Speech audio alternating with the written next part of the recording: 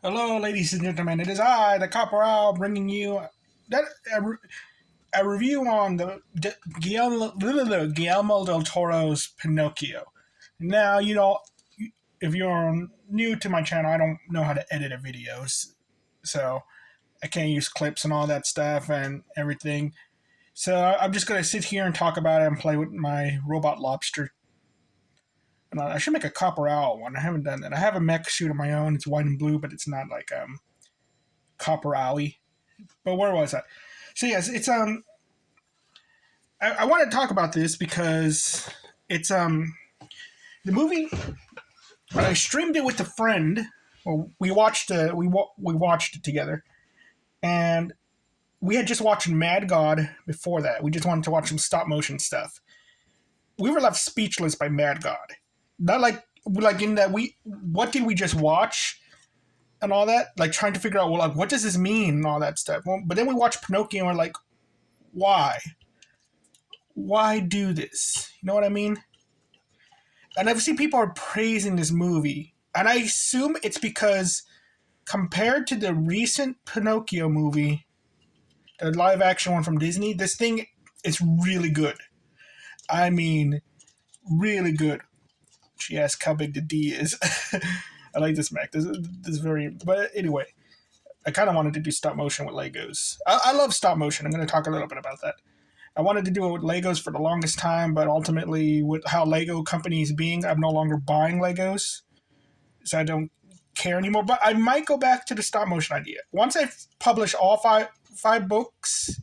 Well, my first 5 books, if they don't really get that much traction as I want them to, then I want to see a YouTuber review the book, or at least review all 5 of the books.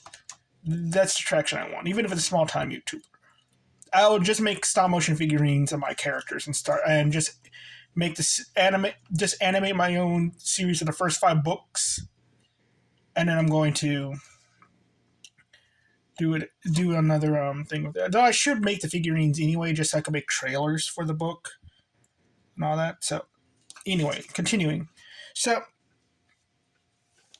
yeah, my favorite being, I think Mad God might be my newest favorite, but I do love Nightmare Before Christmas. I used to be able to quote the entire movie and all that.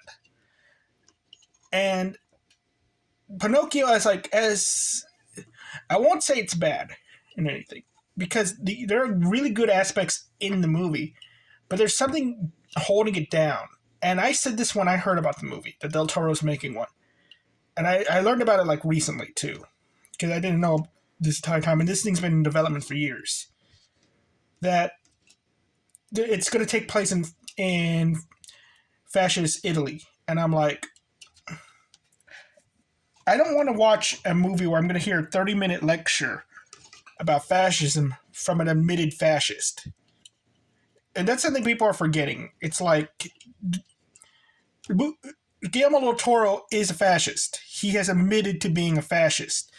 But he's also ignorant of fascism. It's because he's from Mexico. The word fascist is different in Mexico, in Spanish, than it is in the United States. Yes, there's a word for fascism in Spanish, fascista. I believe that's how it's pronounced. But he's unaware that the political party he is aligned with is the fascist party of Mexico and all that. So that's how ignorant of it is. He comes to the United States, it's like, oh, these guys are the fascist party. I'm going to go with these guys, but he supports the fascist party of Mexico and all that. So he says like, no, I'm. He says he's this he's this politically, but he's unaware of it. So it's just like so it's more or less he's just ignorant of politics and just sticks to like the things and all that, because he's pro like illegal immigration and all that stuff.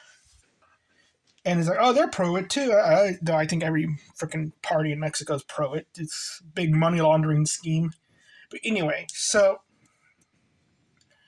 getting on to this, it's like, and I was surprised at what I got because I thought it was going to be more blatant in the movie, and it was very like in your face. and very petty. And I'm going to get to that. And it was like, oh, it was. But I was surprised that the parts of Pinocchio were good, but it's like it did feel like the script was disjointed. But I'm thinking it's because they don't want to be like the Disney movie, so they have to be different because the book is different from the movie, and so it kind of I think they kind of went a little bit more towards the book route, but at the same time, it's very much there's still elements of the Disney movie in it, and it's weird. It kind of comes off as disjointed, and I think there could have been a better fix that would have served Del Toro's ego, as well as made a better movie and all that. Because the whole thing about the fascism part is all his ego, and Del Toro's a guy who kind of like he ruffles too many feathers when he works on movies. And all that. He does have friends. That's why you see a lot of the same people there, like Ron Perlman and all that. But he has a habit of like pissing off studio heads and all that stuff, other actors and crew, because he's an idiot. He actually is like a man child and all that. He loves movies. Like I could sit down with him and we could talk about movies all day long. And then he has good taste in some movies. But he's also like he just really tries to rip off a lot of things too, and all that. But he's good at making adaptations. Like that Tooth Fairy movie he made is a remake. A lot of people don't know that, but he liked the original movie, so he wanted to make a remake. And I was like, if you make him do remakes and not do his Del Toro-isms, like adding weed and all that to the thing, which he did with The Hobbit, because Radagast smoked tobacco, Tolkien said so. Also, Christopher Lee is the real Gandalf. Now, where was I? So, if you take away all of that, you got a great visual artist and all that, but not a good storyteller because he does have little plot contrivances. And I saw that in the beginning of Pinocchio. And it's my first issue with the movie is that, and I'm going to do spoilers, there are bombers in the movie that drop some bombs. And it's mentioned that this is the Great War. World War I. These bombers did not exist in World War I. And I was like, and it adds to something else too, because it's stated that these bombers dropped the bombs to light in their payload. Okay, and that's going to lead to something else. So you get this whole thing like, it's a goof, and I assume this is the only way to like fix this problem, in that it was a last minute addition to the movie. This whole like 10-minute long sequence, and with the beginning is like there's like a pre Pinocchio thing and all that stuff, like, but the like to give Geppetto a reason to make Pinocchio, but it gives this whole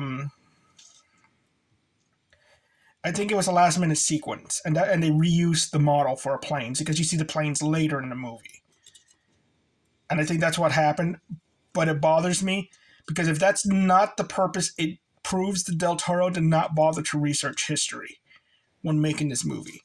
So it's all apocryphal. Well, of course it's Pinocchio, but his messaging is all like just stuff he doesn't know and all that. And that gives me this, and you do see that because he's not really complaining about fascist Italy, because if he did research it, he probably realized that he was the fascist all along, because he's making it look like Germany. And that's what's bothering me. And all that, because he's conflating the two. The two are not that dissimilar on all that. Whether it be Italy, Germany, Russia, it's all the same ideology. Okay, it's all just a branch of socialism that they just can't decide on what form of socialism to go down. Ultimately, it's just we went down the communism route. Well, it's just the elites wanted the crony communism we get with China and all that. So, which is more like fascism anyway, because the whole corporatism is invented by Mussolini and all that. But or companies are paired together with the government and all that. Little history lesson. You can find it in Mussolini's writings or the newspaper he used to work at that is still in print. It is the socialist newspaper of Italy. But anyway, so the bomber, I'm getting off track because history lessons and all that. I think I should be a history teacher. Comment down below if I should be a history teacher. But anyway, so you have this whole, the thing with the bombers. I was like, okay. I could see that as just being a minor goof because I like bombers. I have a Lego bomber. I'll put it here. My personal Lego spaceship is a bomber. So yeah, I know bombers and all that. So continuing, and I'm going to get into the part with the fascism and how Del Toro deals with it, which was pretty dumb. It was because again he doesn't know what it's he doesn't realize like how Mexico really is the way it is. Because in fascist Italy, they had checkpoints. You had to show your papers. You get that in Mexico too. You have checkpoints. You got to show your papers and all that, or pay the toll. And they don't realize this. He doesn't realize it, or that he did realize this and took it out of the movie. Because you don't see checkpoints. You don't see the suffering and everything. You see some destroyed. You see in the main town some destroyed buildings from the bombings, but that's it. Until later in the movie, but that's a military base. You actually go to a town that kind of has like this Beverly Hills kind of look to it, just for like one scene, just to catch the mood. Like, oh yeah, a celebrity is in town, and that's really it. You don't see the suffering. You don't see people being arrested. You don't see you do see a black shirt, but it's not what you think. It's not like one of the secret police. It's a guy, I think his name is Candlewick. It's Ron Perlman. It's just Ron Perlman. Like, I wouldn't be surprised if they just recorded Ron Perlman saying random stuff and put it in the movie. Because at first he tried to put an accent on and then it just stopped. And his character design also looked weird. I think it's another last minute thing. Because his character, like everybody else kind of is very detailed. His character's more smooth, more plain. And he's also wearing an SS uniform, which is like, if he is an SS officer, things are going to go down a lot more differently than what happened in the movie. Because it's like there's a walking puppet and all that stuff. People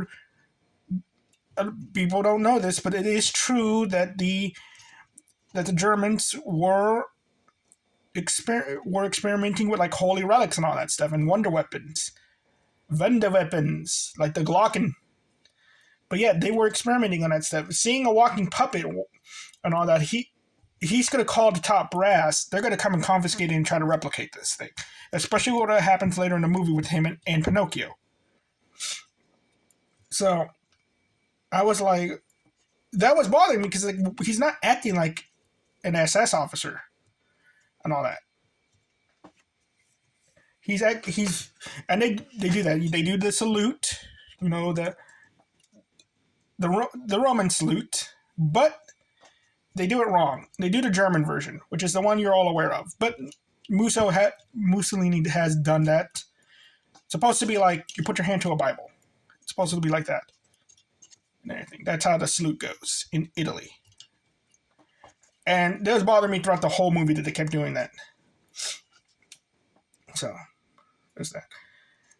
And so, watch it. And then there's the last thing when it comes to this is that Ron Perlman, well, not really Ron Perlman, it's more, Del Toro conflates intelligence with independence. As in,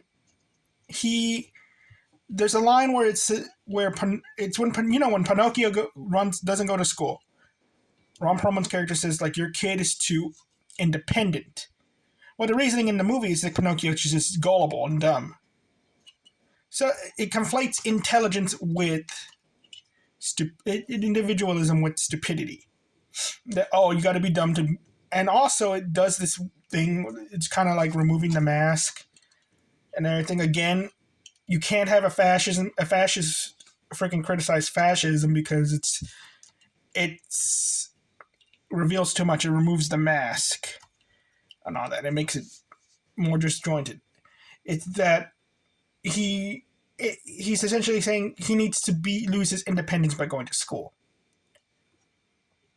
Pretty based. And you made Ron Perlman say it sounds even based, or even though Ron Perlman is a freaking puke. But yeah, it's like I'm like, dang, it really said that. It's like it's one that he doesn't. He really says like, he should have gone to school. Your boy's too independent. Take away independence from people from going to school, and that's a complaint a lot of people have had. Like, you go to college, your brain is just sucked right out of you, and it is. I've been to college, okay? I left because they're trying to suck the brain out of me and all that, and I wouldn't have it, and also the teachers are getting tired of me interrupting the class and calling out their BS. Same for the students. There are some cool teachers. They really said go be a writer. Go do that. It's weird. It's like I got teachers who were like cool in some aspects, but are like just damn dirty commies in other aspects. And all that. They drink the Kool-Aid. And so, okay, so that's really all my problem with the fascism aspect of it. Is like, yeah, this is like they let a middle school edgelord into the room who had no idea about anything going on. Oh wait, no, I got one more. So when you see Mussolini in the movie, he's kind of like seen as a caricature through parts of it. And this is why I think it was petty, because when you actually see him, Del Toro made him short. It kind of looks like Marlon Brando, too. And I'm like, Del Toro and Mussolini are the same height. Well, Del Toro's like 3 inches taller, but Mussolini's hat would make him the same size as Del Toro, so it's like, what, does the 3 inches make you twice as tall or something? Huh? What's going on there, Del Toro? It accidentally creates this moment where Del Toro is making himself look small and petty while trying to make Mussolini look like this small, weak man. But they live in a pretty nice-looking Italy when it should be terrible. Mussolini should have been the scariest thing in this book if you want to get that thing, not the book, in the movie, because if you want to get that feeling about fascism being evil. But Mussolini was not in charge when the bombs dropped in the beginning of the movie. The previous regime of Italy did that. Or it was the enemy, the American soldiers. And which, again, they got a negative view on, because Pinocchio in this movie is never told about the evils of fascism. He's doing like propaganda skits for the puppet show. And he's like, he went to a little military school for the Italian military and all that. It's like he's unaware of fashion, but he was never told against it. But everybody he knows are in it, besides maybe Geppetto and the church and the town preacher, are fascists. And again, he's living in like a heaven, not a war-torn freaking thing. There's like another visual where like a lot of landmines are in the water, but he's saved by a landmine. There's no reason for Pinocchio to not be a fascist in this movie. And that really bothered me, because I could imagine a kid now freaking liking fascism because he's like, oh wow, this place is nice, but it's just Mussolini's a dick. I was like, oh man. And so, yeah, let's go to the designs for the movie. Like, it looks beautiful. The animation is beautiful. I'm gonna give it that. It's like one of the most smoothest animated things, stop motions ever. I thought it was CGI for a while, and I was getting kind of like upset that I'm watching a CGI movie, but I can't remember this is still stop motion, but it has that problem where everything in the stop motion is. I have this with Nightmare Before Christmas, is that I like stop motions when they're a little janky, and when you see something that kind of shows up the scale. like Cubo and the two strings kind of has a little bit of jank in it too, but I noticed scale of the figures. But I watch things like Action League where like they have a quarter and it's like the size of their torso and all that.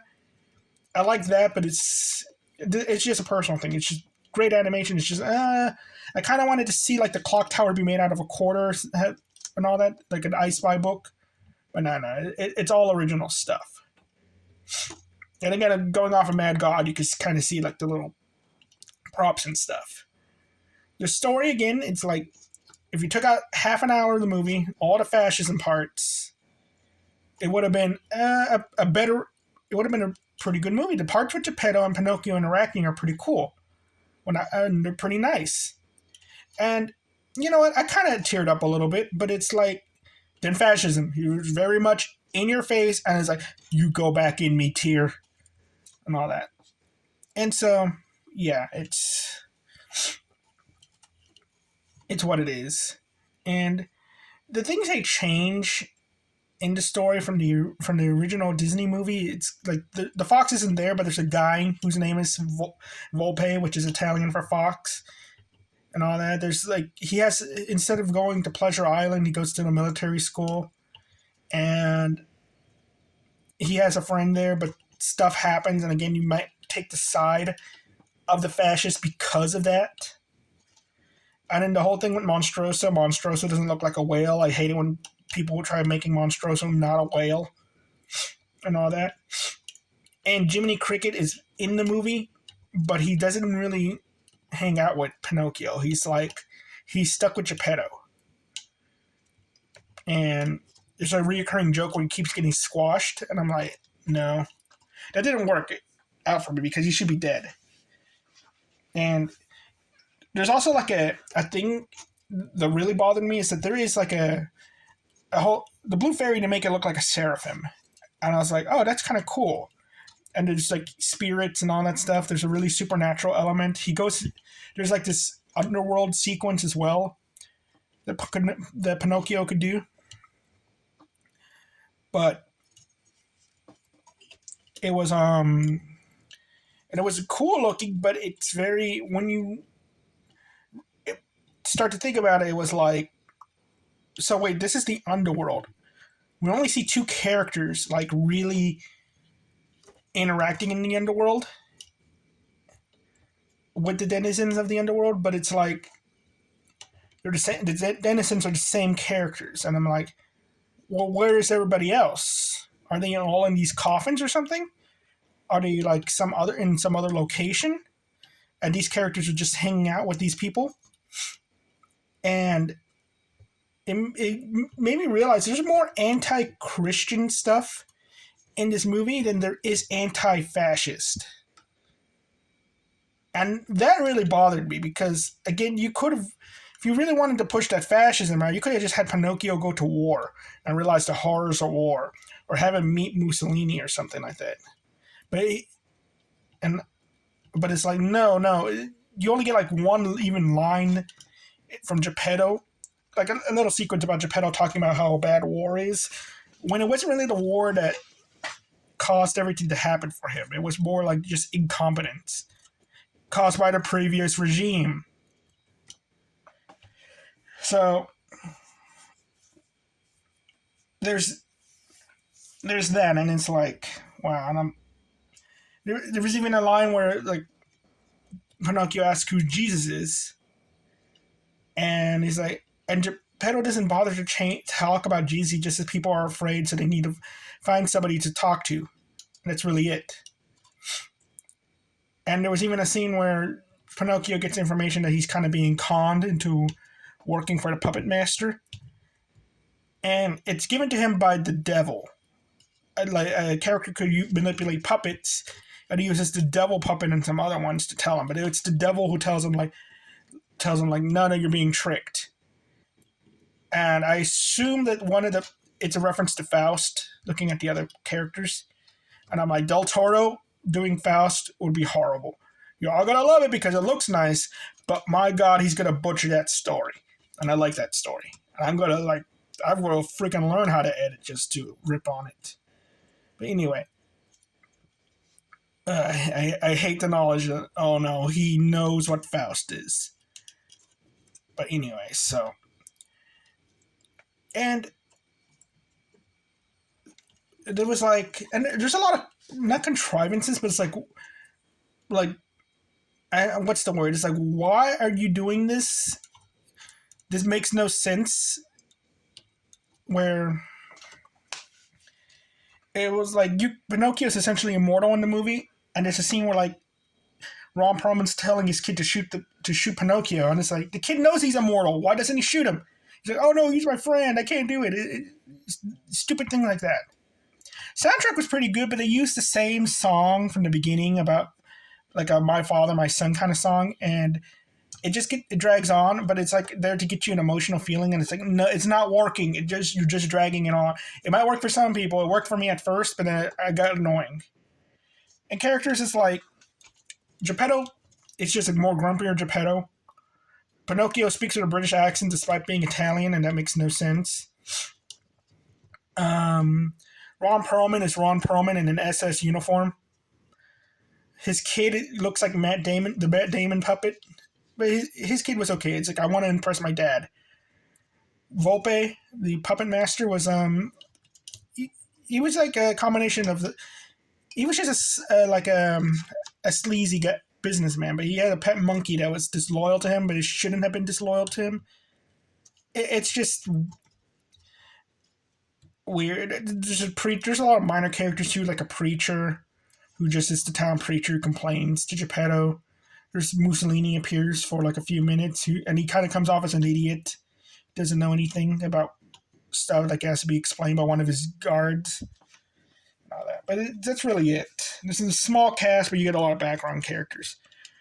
All in all, I think it's 7 out of 10. You take out that you take out the fascism part, like 9 out of 10. But it's like all of that really dragged down the movie for me. And I looked at my watch and I was like, "Is it almost over?" And it's like, "No, we still had an hour." And it felt like where it was in the story. Like, yes, it should have been almost over by then. But no. You all have a nice day. Bye bye.